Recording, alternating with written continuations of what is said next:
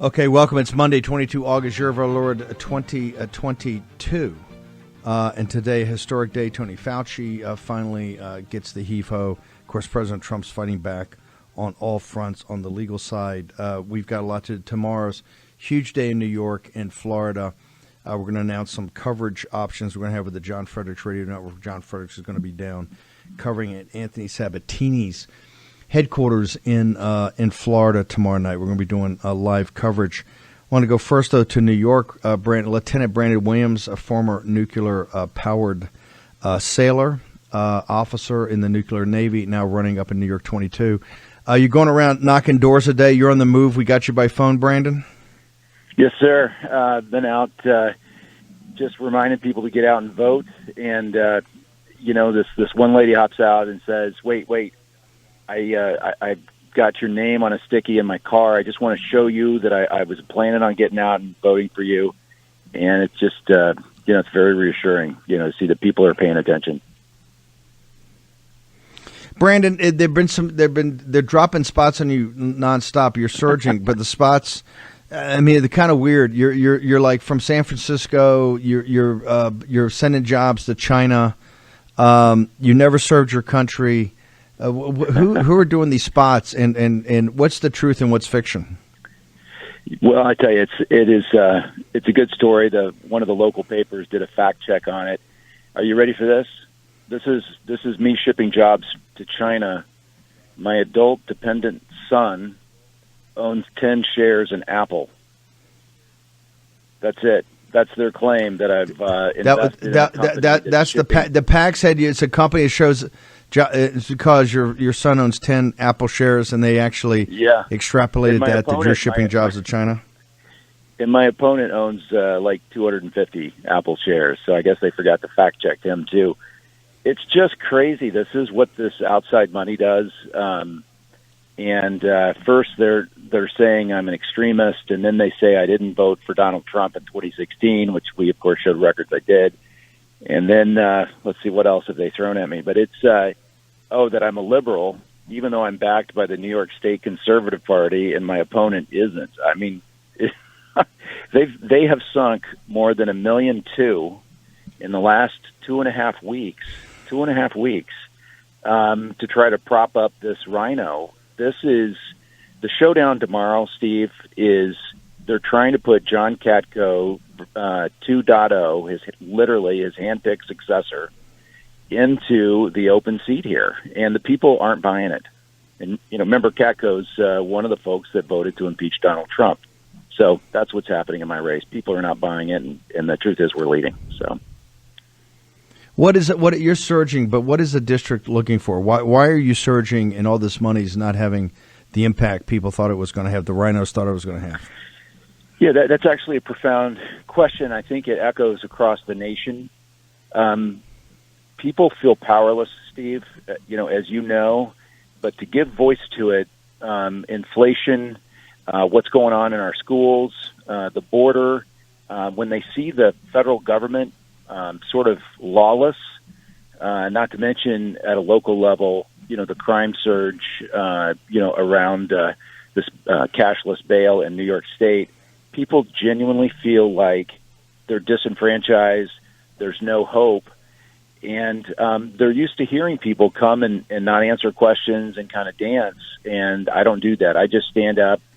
I'm a nuclear engineer. I can't, how the nuclear Navy is. You don't go to the captain and say, well, the reactor's not doing too bad, it's okay.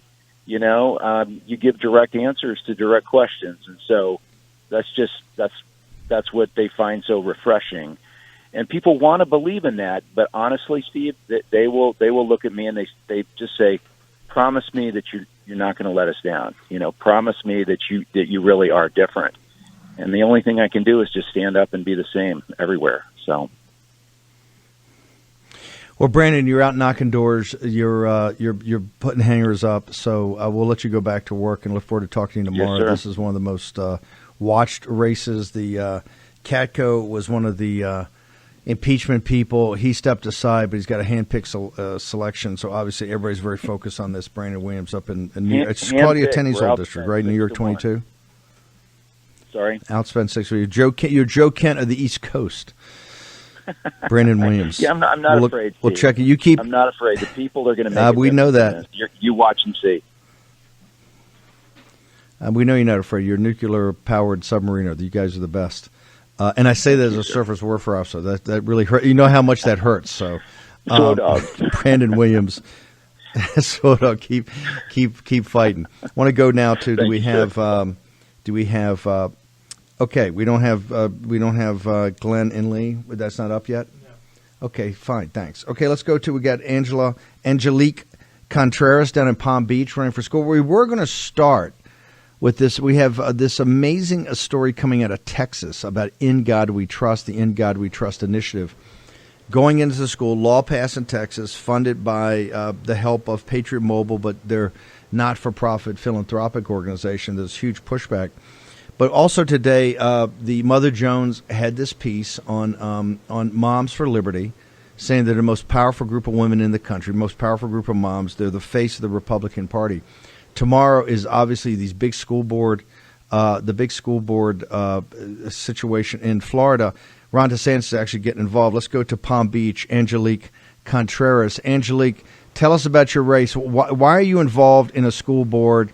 I gave this talk yesterday in Springfield, Missouri, at the end of the summit of the Moment of Truth Summit. And I basically started with, we can destroy the Democratic Party as a national political institution. It starts at the school boards. Change in this country goes through the moms and goes through the school board. So, Angelique, tell us why in Palm Beach you're running for school board. Well, first, thank you, Steve Bannon, for having me on the War Room. It's really important that we let people know to get out and vote in these school board elections tomorrow on August 23rd. But the reason why I ran was because I'm a first-generation Cuban American, and I saw what our school district was doing to our children these past 2 years. My oldest was in the public school system until I pulled her out in August of 2020.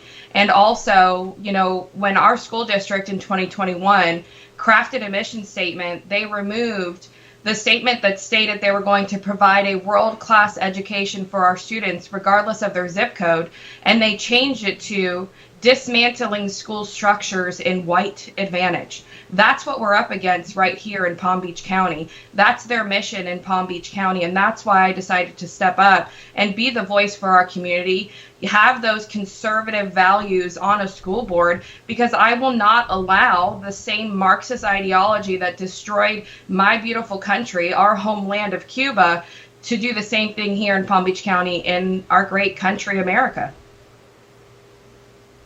Hold on. I want to go back, because we're not just a national show. We're also a global show, and we have a huge audience of the diaspora of the Chinese people that have left their mainland because of the Chinese Communist Party.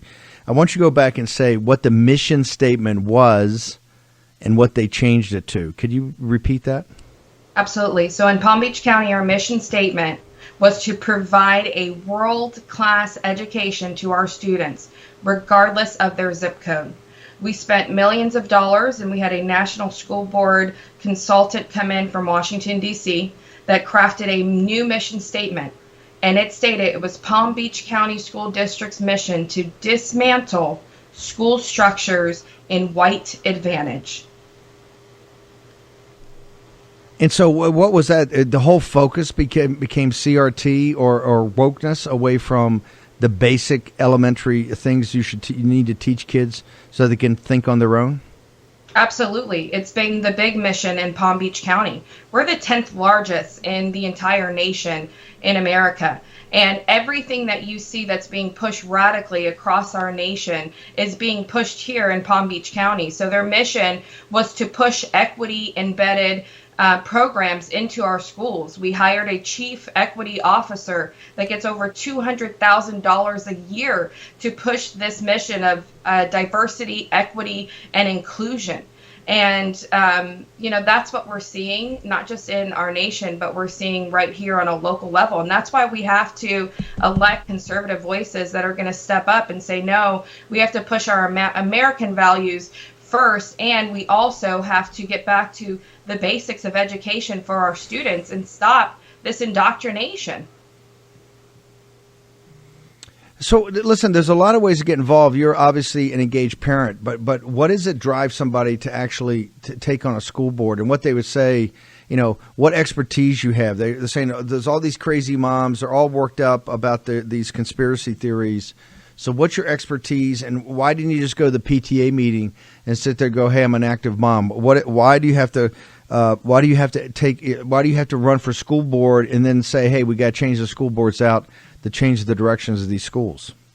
Yeah, because just like your introduction says, we have to step up, and we can't sit back and be silent anymore, because we will allow those that seek to want to destroy our country to get full control. And that's why we have to step up. Look, I'm just a mom. I have 3 children, 1 more on the way. Anybody can do this. Anybody could step up and run for local office. Anybody could show up to a school board meeting, call out one of the equity mission statements within your school district, call out a book that's inappropriate for our children. We have to do it, and we have to fight back at the local level. There's no more excuses. Our nation is crumbling underneath us, and they are trying to eliminate the nuclear family, Steve, and we have to fight back.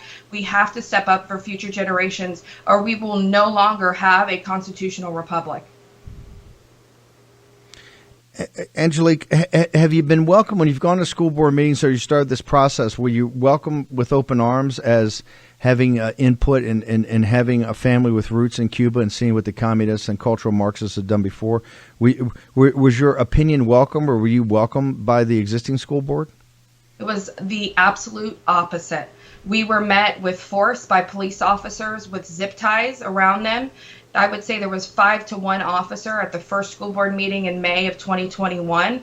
And then at that point, when we were told we could not address the board face to face unless we wore a mask, we were subjected to another room in another building to do teleconference, just like we are on, to speak to our board members. So everything that parents are doing to step up has been pushed back by our local school boards, and we're seeing that across our nation. And that's why you're seeing parents step up and become more vocal and use platforms such as yours and Instagram and Facebook to get out the message. When you started running, has it had this? I keep talking about commitment. Has it had a big? Has had a big influence in your life? Have you seen a change in your life?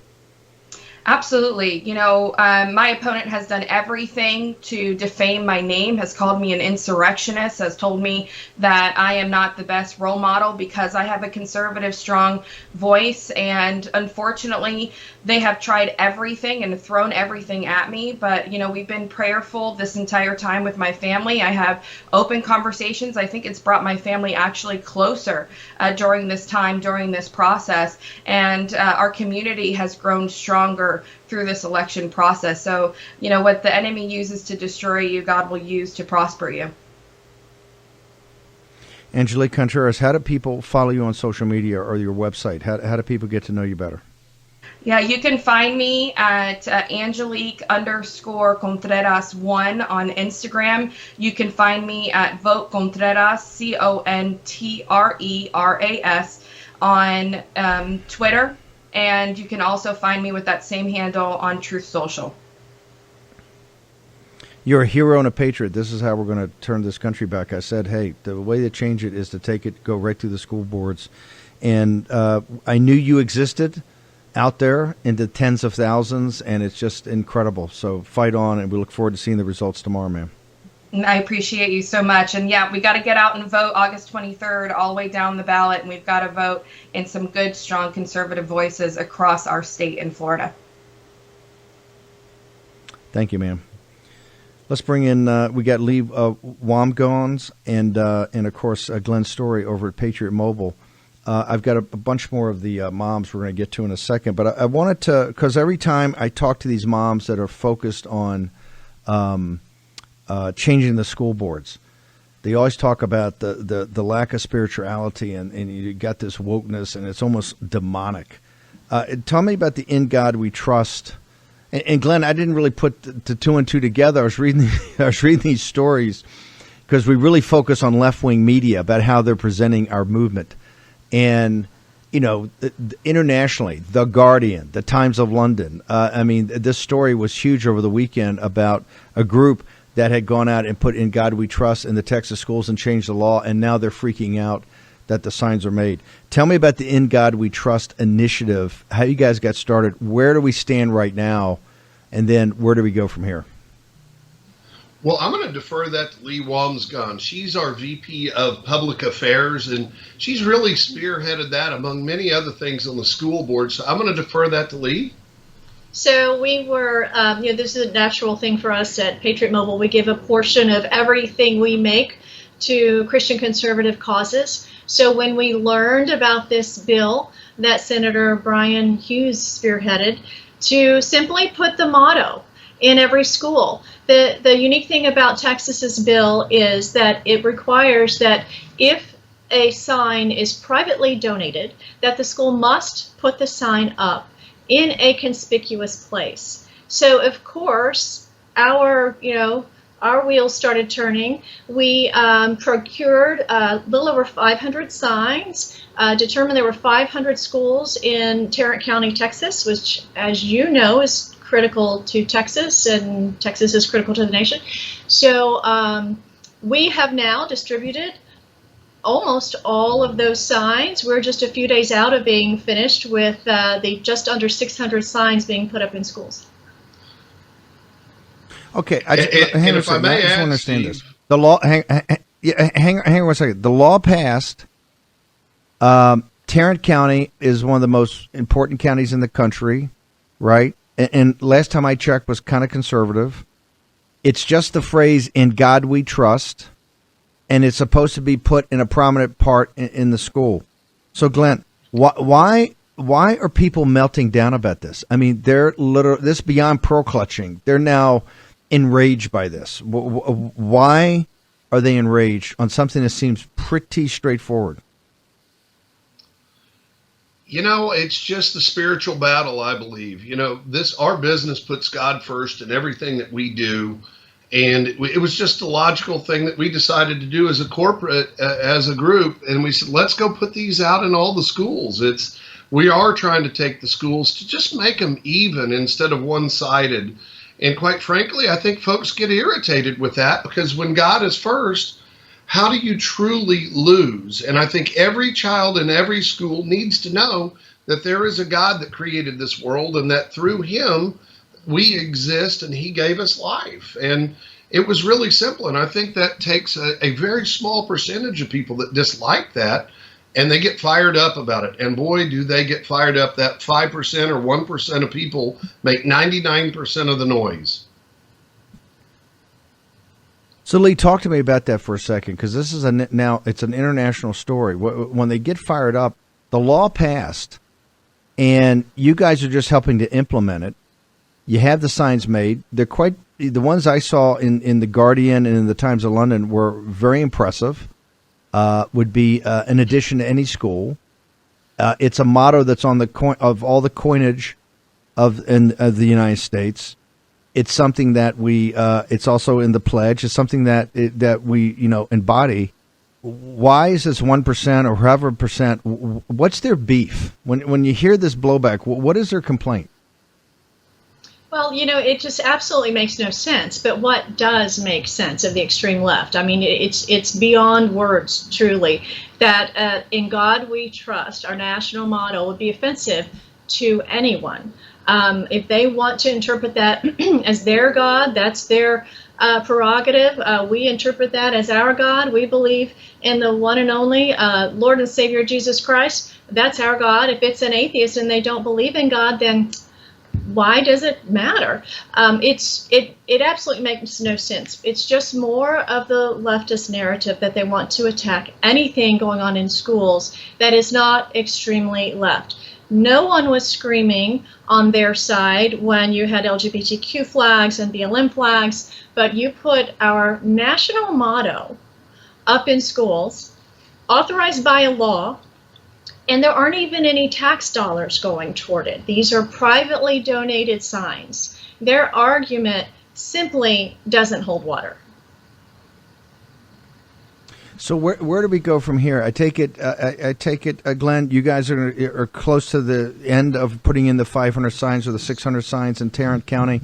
Where does this story go from here? Are other people stepping up in Texas? Is Patriot Mobile thinking about it? I mean, there's got to be thousands of schools in Texas, and it would seem to me that every Texas school child, one of the best things to underpin their education is the motto up there, "In God We Trust." So where does this go from here, given the blowback it's gotten from the very tiny minority that any mention of God just gets under their skin? Well, I'm going to answer that question here, and Lee probably doesn't know what I'm about to say, but I never do. Yeah, well, we're going to go ahead and donate a lot more signs. Quite frankly, you hit the nail on the head. I think every school child should be able to see that when they walk in a very front, conspicuous place in a school system. And that's something that I think that's why God continues to bless this company, because we do put him first. And if we put that in every school, look, they don't have to follow God. They don't have to believe in it, but know that God is there.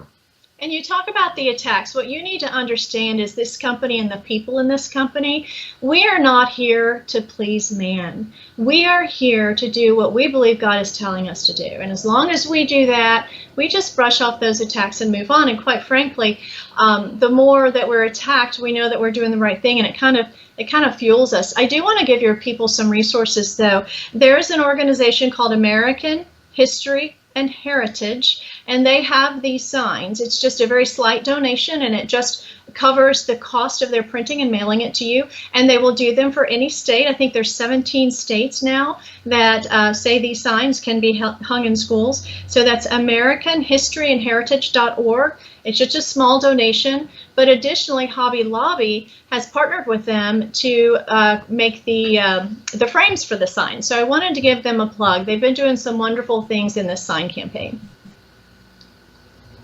This is fantastic. If anybody, I know we got 17 states. We're tomorrow going to go into more detail, but if anybody's listening or watching in the rest of the country and want to find out, one, if their state's part of it, or two, how they even get in contact with the Texas legislature so they know how to pass this in their own state, where would they go? What would be the website they would go to?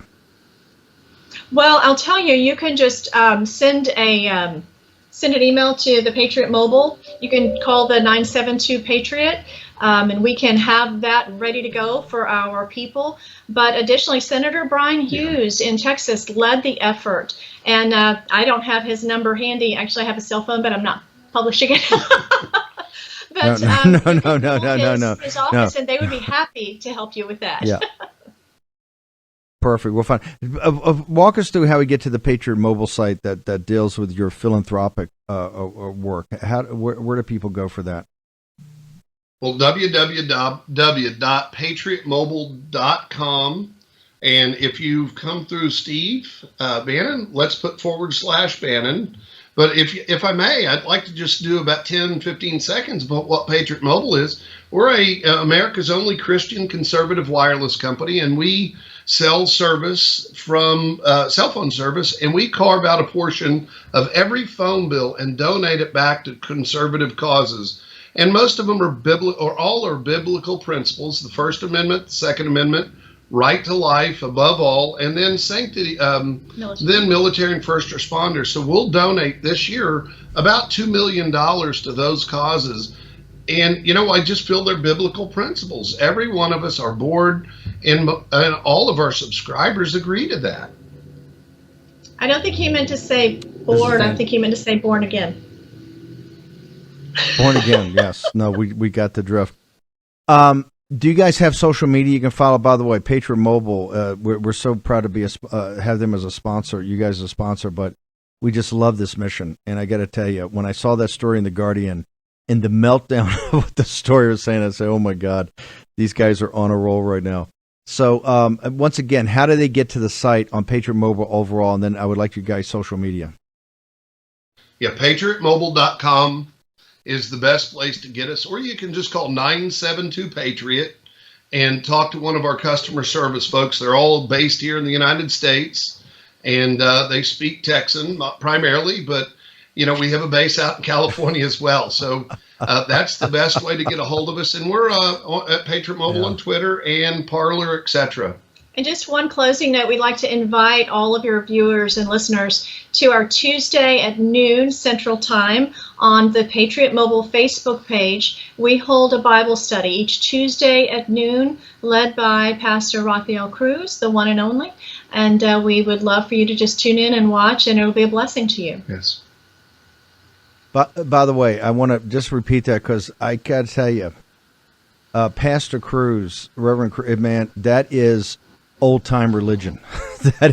He is anointed. He is absolutely one of the, he's amazing. I used to have him on the show all the time back in the radio days. It was just incredible. Can you give that for the Tuesday Bible study? How do people get to it? So it's Tuesdays at noon Central Time. Texas time. Or Texas time, as we say. And it's just live on our Facebook page, on the Patriot Mobile Facebook page.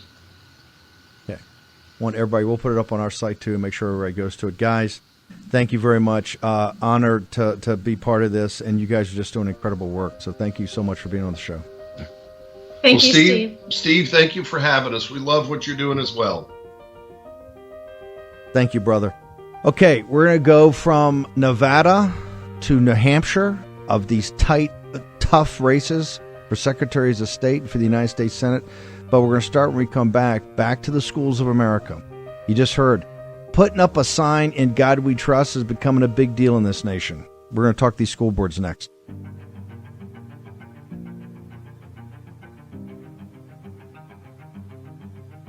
War Room Battleground with Stephen K. Bannon. Okay, welcome back. We got a lot of work to do from New Hampshire to Nevada, back to Florida.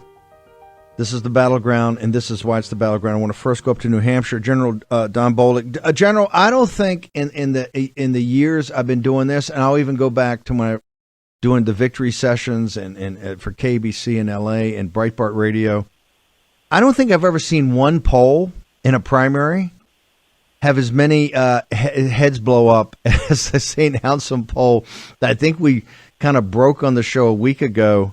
That showed you at 32%, the Rhino Sununu prop at like 14 or 15, 16%, and then a couple of guys at 4%. They have come at you as hard as I've ever seen them come at anybody. Explain to us what's going on in the great state of New Hampshire. We have a huge War Room posse up there, absolutely in the summit over the weekend. The Moment of Truth Summit, the New Hampshire team was just incredible. And we know the war. We get people every day reaching out to us from New Hampshire, from the Granite State, live free or die. Why did that poll trigger not the Democrats, but triggered the Republican establishment to basically say a guy with your track record of serving his country and the patriotism you did and what you gave in service is not really good enough to be in the United States Senate, sir? Yes, that's basically what is going on up here, right? I mean, it's, I'm an extremist on one side by the Democrats, and I'm not a serious candidate and not qualified to be a U.S. senator on the other side, for reasons that none of them can articulate. It's unfortunate. Because I do believe, and most importantly, by the poll, and by being on the ground here in New Hampshire, Granite Staters feel that I am a serious and valid candidate, and that's really all that's the only thing that should matter. But unfortunately, because I'm an outsider, because I don't follow the establishment rules, because of a huge fear I can't be controlled, and I will actually work for the people to do the right thing by them economically, fiscally, security-wise, and they can't guarantee that I will fall in line on their every whim. They are now launching this these attacks against me, and to be quite honest with you, it's not working. The more they pull people out of the wood line to attack me, the more support I get. Well, I want to go there for a second because the people on the war room's gotten to be quite big, and people interchange information. They know the Jeff Flakes, they know the Ben Sasses. They've weighed and measured these guys. They see what's in the United States Senate. They and the Granite Staters up there, they weigh and measure. They know what type of politicians, particularly the establishment, the trust and control state. Just give us a second. Just briefly talk to us about your service to your country, sir. So, real brief. I mean, I started, right out of high school, 11 days out of high school, and joined the United States Army as a private. Went to sergeant. Went to college. Army paid for my college, ROTC. Got commissioned in 1988. Went from lieutenant to general officer. Spent a total of 33 and a half years. Retired in October of 2017. Total of 81 months in combat from almost every conflict from Grenada on forward to the war on terror. 10 tours in Afghanistan. And did nearly 3,000 special operations, fields, Marine special operators, Air Force special operators, Army special forces in Africa and 28 different countries, going after, the terrorists that were causing problems there. That was our mission. And in an area 2.5 times the size of the United States. And so, I was wounded twice in battle. I've lost 72 service members in combat and commanded thousands. Worked at the highest levels of our country in the Pentagon on 4 different assignments, briefed presidents, vice presidents, National Security Council, interagency partners, worked with them all, wrote border policy, worked on the border, trained the CBP, worked Homeland Security when I was in the Pentagon, wrote Homeland Security curriculum, New Hampshire University,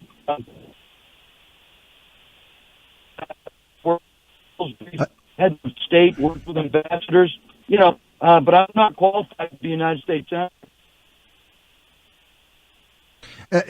By the way, should we try to rehook up with General Bolduc? Yeah, General Bolduc, can you call back in? I want to make sure the signal's clear because this is a story I definitely want to tell. Can you just call us back and we'll put you right up? Let me go to Sarasota, Florida, and Bridget. We want to make sure you get a great connection. I want to go to Bridget Ziegler. Tough race down there for school board in Sarasota. This one's a little controversial. They're all controversial, a little more controversial than most. Why is it controversial, Ms. Ziegler?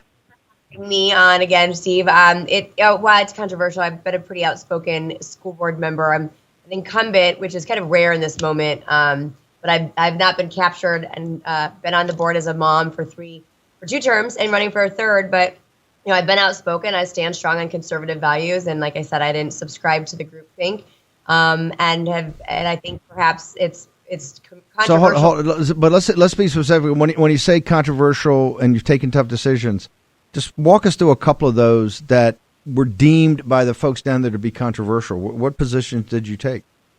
Well, back in 2018, there was something called the Gender Diverse Guidelines, which you'll find across the country in every county. Something of this exists, but it was about transitioning students, and in it had parameters that said it's up to the student and the student alone to determine if they. Hold on. We got to get the nomenclature for our friend. When you say transition, you mean transition from like a 4th grader to a 5th grader, transition to a sociology to study history. When you say transition, what do you mean?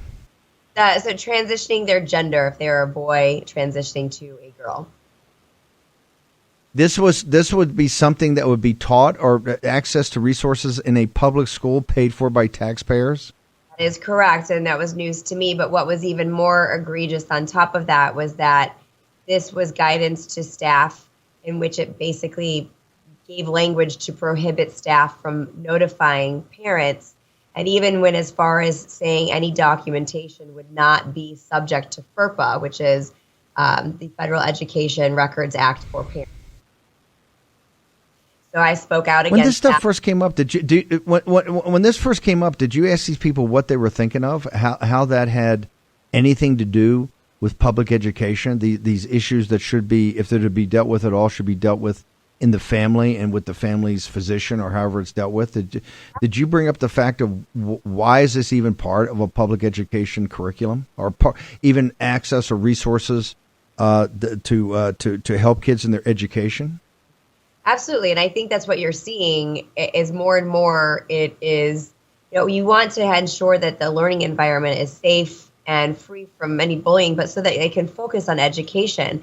But what you see is time and time again, there's a myriad of circumstances which school districts are creating more barriers and doing everything except actual educating. They're managing and dealing with all of these other issues and not getting and keeping their eye off the ball of the actual purpose of public education, which is allowing and understanding critical aspects of reading, writing, arithmetic, science, actual real science, like biology. And we're so far removed from that. Meanwhile, our children are graduating without being able to read at a third grade level. Our taxpayers are paying into this, and then they're focused on the gender theory and CRT and all of these other things that are. But hang on. That couldn't be. Please don't tell me that was controversial. You taking stands that this is not right for the school, or the CRT is not right for the school, this gender ideology.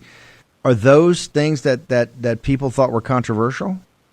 Yes. Oh my gosh. It was that you can't say this, you can't speak out about it. And alternatively, they didn't even want to bring it to the board. And I went to every press outlet and made sure my community knew, because listen, I'm an elected official. I'm there to serve the public. Being transparent about what's happening at their school district is part of my job as a board member. And so, yes, that has been, there have been a number of circumstances like that.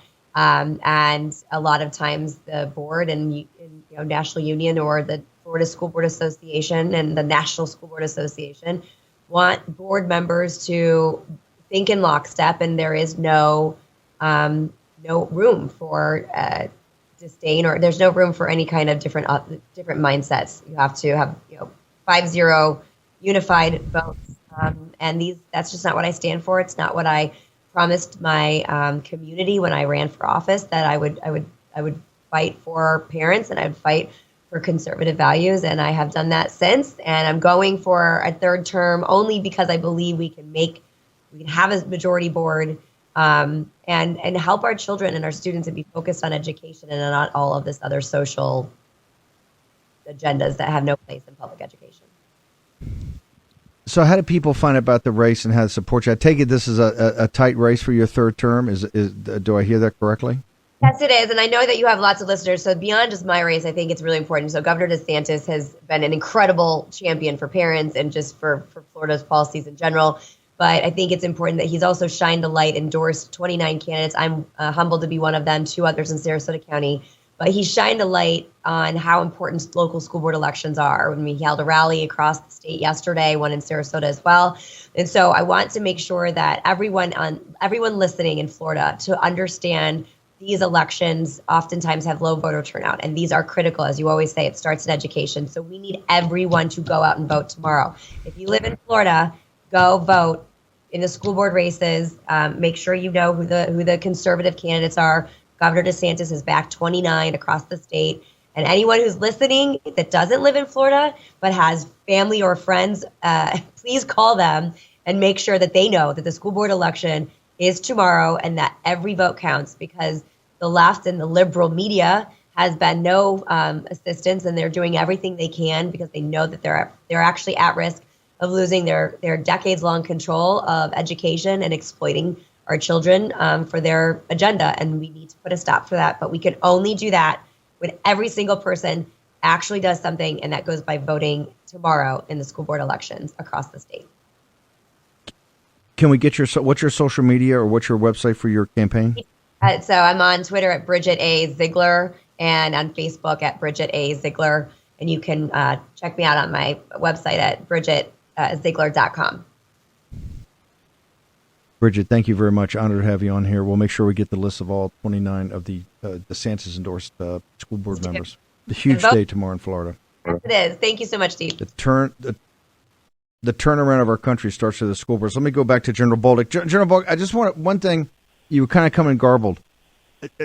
You started as a private, you made to sergeant, then the Army sent you to college. So you're not a West Point grad. You know, you're a guy. You're what they call a mud soldier, right?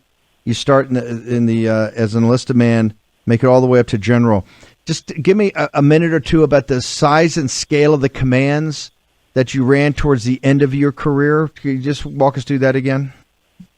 Sure. So in Afghanistan, I commanded Special Operation Forces all over Afghanistan, which was about 6,000 of our finest special operators, SEALs, Marines, Army, Air Force, civilians. And then the end of my career, I was my division level command. I was a Special Operations Command Africa, nearly 3,000 special operators, 28 different countries in Africa, in an area 2.5 times size of the United States. General Bolduc, you've the guys running. They don't get me wrong. They've been mayors and the kind of things you do in a more traditional, career politician, town council, whatever they've done, and that's all great. We're huge advocates of that. What is it in your resume, in your lived experience, in your life experience, that the guys like the Sununus, who I haven't seen any service of the country, I'll have to double check that, but what are they? What's their beef about you're not qualified to be a United States Senator? They don't have a beef with that. They don't have anything that they can say that substantiates it. It's just a narrative, right? When you're the anointed, New Hampshire political family, and you say something, they expect people to believe you. But in this case, I have been running a ground campaign from the bottom up for 2 years, hitting every city and town in this state, talking to Granite Staters, and my bottom-up strategy is beating their top-down, come in a couple months before, flood the zone with money, and we'll tell you who to vote for, and you vote for them. Well, that's not happening in 2022 because, quite frankly, people are fed up with career politicians and being told what to do, and they want to take their country back. They want to take their state back. They're scared of the future of their children and their grandchildren. They're suffering out there, and all they see is career politicians on both sides of the aisle, only serving themselves, not working for the people, and they're tired of it. So that narrative is an old narrative. It's not working now, but my goodness gracious, they won't stop. They'll pull every stop to try and get it, back on track and headed their way, and it's just not going to happen. It's not going to happen, Steve. It's the way it is. General Bolduc, how do people get to your website to find out more about you and more about this campaign? You go to www.donbolduc.com, and you can find anything you want about there. You can give to the campaign. You can volunteer. You can provide advice. You can do whatever it is. You go to supporters of General Don Bolduc on Facebook. Last time I talked to you, Steve, we got a whole bunch of new supporters that asked to get onto that Facebook page. So I'm really appreciative of that, and the donations were just incredible. So if people can keep that up, we just put out our new ad today, and I know we sent it to you. New radio ad today. It's the first time that we've hit the radio. And it's because of the donations from the people out there listening to the War Room. So I want to thank everybody very much for that. Well, we have a huge War Room contingent in New Hampshire. We love New Hampshire. I spent a lot of time there. I love the state. General Bolduc, we got to bounce. We're going to get back more on this. This is one of the most important Senate races in the country. So thank you very much, sir. Appreciate it. Thank you, and God bless you. Appreciate all you do. Thank you. Thank you, brother. I want to go to Jim Marchant. Talk about it. Marchant, there's a poll out, if we can get it up, and we only got a couple of minutes, but I need you to take time to walk it through. Okay. Lost Jim Marchant. Okay. Here's what the story is. There's a poll out today I think it's up in the Reno paper, and I think it's a Suffolk poll. I also think there's another. He's back. Also think there's another poll out from yesterday. Marchant's back. Hey, Jim, real quickly, tell us about this poll that you, the MAGA candidate, they've been dumping all on like crazy, are leading by 4 points. Yet all the other guys, Laxalt and the governor, all these guys are down 7-5. What's going on here, brother? Yeah, so there was a poll, I guess it was commissioned by the Reno Gazette-Journal and the USA Today, and the poll shows that Adam Laxalt running for U.S. Senate and the guy running for governor, Joe Lombardo, and Sigal Chattah running for AG are all down either 3 points or 7 points. And I'm the only Republican in the state that's up, and I'm up 4.8%. And so that's good news for me. And I wish that it was good news for everybody, because we need our entire slate here in Nevada. So I'm excited, but we got a lot of work to do, and it just shows that our message is resonating with the people, and we're going to keep it up. Marchant, real quick, who says, "Oh, these people are too MAGA." You're actually leading. We got about a minute. Walk through for the people in Nevada, independents and Democrats. What will you offer as Secretary of State, sir? Well, first and foremost, a fair and transparent election, something we don't have now here. And I have been working since November 4th of 2020 on getting to this point where we have a fair and transparent election. And then I think, in Nye County, we actually are implementing our fair and transparent election system in Nye County for the November election. So that's going to be huge. That's something that we can roll out all over the country. And that's exactly what we're going to do. And we're certainly going to try to get it done here in Nevada and more counties before November. But that's going to be a tough job, but I guarantee you, once I get in, we're going to implement it statewide, and we're going to have a fair and transparent election here in Nevada. And Jim, I think give us your campaign site before we bounce. We got a hard out. Give us your campaign site. Yeah, JimMarchant.com, JIMMARCHANT, and SOS for America, SOS number 4. By the way, Jim Marchant, a MAGA candidate out there running for Secretary of State, up 4.8% out there. Amazing. Okay, 10 o'clock tomorrow morning. It's game day in New York and Florida. We'll see you then.